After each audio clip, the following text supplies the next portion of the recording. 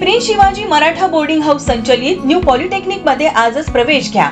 Artificial intelligence and machine learning, civil engineering, electrical engineering, electronics and computer engineering, mechanical engineering, automobile engineering, Usgaon Mudshingi road, Kolhapur.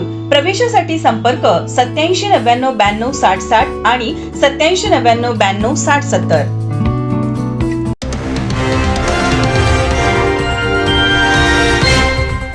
दोष कोणाचा, मात्र त्रास नागरिकांना।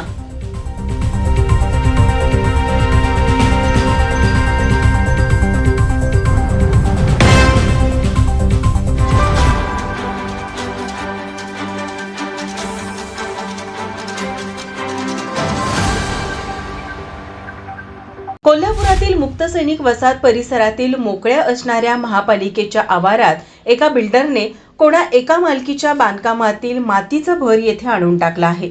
भरगच्च मातीच्या ढिगामुळे बाजूला असणारी गटार पूर्णपणे चोकअप झाली असून पावसाळ्याचे दिवस असताना ती गटार तुंबून त्याचे घाण पाणी पूर्ण रस्त्यावर व समोर घरात जात आहे। ज्यावेळी मातीचा ढीग तिथे टाकण्यात आला तेव्हाच परिसरातील नागरिकांनी त्या बिल्डरला विरोध केला होता। तेव्हा ही गटार स्वच्छ करून देतो अशी बिल्डरने नागरिकांना ग्वाही दिली होती। मात्र या गोष्टीला आता 6 महिने उलटून गेली आहेत। परिसरातील गटार अशीच तुंबलेली आहे आणि तो बिल्डर गायब आहे। या तुंबलेल्या गटारीमुळे परिसरात दुर्गंधी पसरत आहे। तसेच या परिसरात लहान मुलांसह शाळकरी मुलांचा वावर असतो। तुंबलेल्या पाण्यामुळे डासांची उत्पत्ती होत असून परिसरातील नागरिकांना याचा त्रास सहन करावा लागतो आहे। या संदर्भात महापालिकेला नागरिकांकडून अनेक निवेदनं देण्यात आली, मात्र महानगरपालिकेने गांधारीची भूमिका घेतलेली आहे। या घटनेबाबत परिसरातील नागरिकातून संतप्त प्रतिक्रिया व्यक्त होत आहेत। इथे मुक्त सैनिक वसाहतमध्ये प्लॉट नंबर 4243 च्या समोरच्या रिकाम्या प्लॉटमध्ये गेले 6 महिन्यापासून कोणी कॉन्ट्रॅक्टरने बिल्डिंग पाडलेले मटेरियल, रॉ मटेरियल, दगड, खडी, विटा सगळं रॉ मटेरियल इथं आणून टाकलेलं आहे।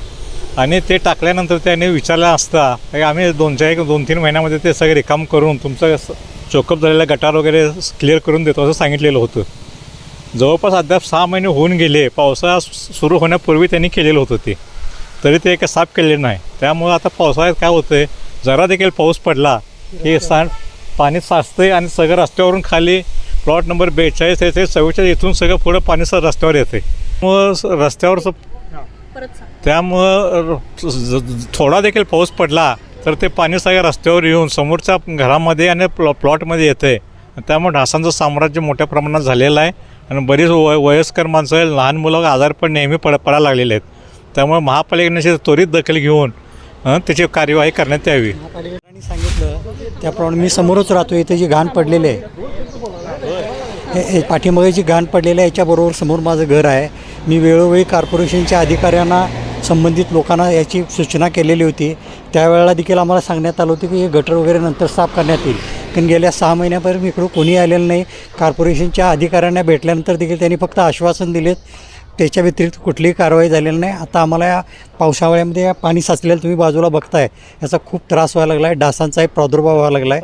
त्यामुळं कॉर्पोरेशनच्या पेपरमध्ये आम्ही दररोज वाचतो, ही काळजी घ्या, कुंडीमध्ये पाणी ठेवू नका, टायरमध्ये पाणी ठेवू नका, कारण कॉर्पोरेशनच्या रस्त्यावर पाणी इतकं घाण साचलेलं आहे याची कॉर्पोरेशन दखल घेत नाही आणि सांगूनसुद्धा त्याच्यावर काय उपयोग झालेला नाही। त्यामुळे आम्हाला नाईलाजानं शेवटी जर कुणी कारवाई केली नाही तर आम्हाला रस्ता रोको वगैरे सारखी कारवाई करावी लागेल।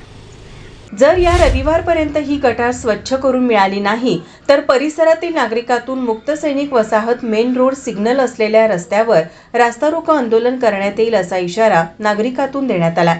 तसेच महापालिका कोणाच्या बाजूने आहे हा देखील प्रश्न नागरिकातून उपस्थित होत आहे।